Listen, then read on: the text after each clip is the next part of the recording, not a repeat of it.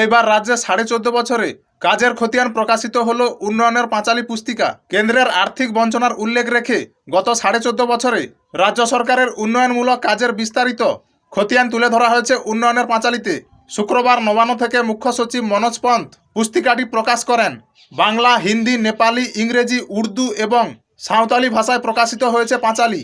গত 2রা ডিসেম্বর মুখ্যমন্ত্রী মমতা বন্দ্যোপাধ্যায় নবান্ন উন্নয়নের পাঁচালীর আনুষ্ঠানিক প্রকাশ করেন। সেই দিন মুখ্যমন্ত্রী জানিয়েছেন, কিছু সাম্প্রতিক তথ্য ও পরিসংখ্যান আপডেট করার জন্য কয়েকদিন পর পুস্তিকা প্রকাশ করা হবে। পাঁচালীর প্রথমেই বলা হয়েছে, কেন্দ্রীয় সরকারের কাছে রাজ্যের মোট পাওনা 1,96,000 কোটির বেশি।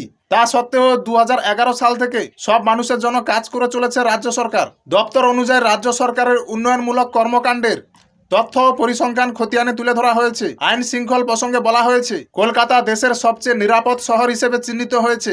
দেশের বড় মেট্রোপলিটন শহরগুলির মধ্যে কলকাতায় বিচারযোগ্য অপরাধের সূচক 83.9 সব থেকে কম, জাতীয় গড়ের থেকেও কম।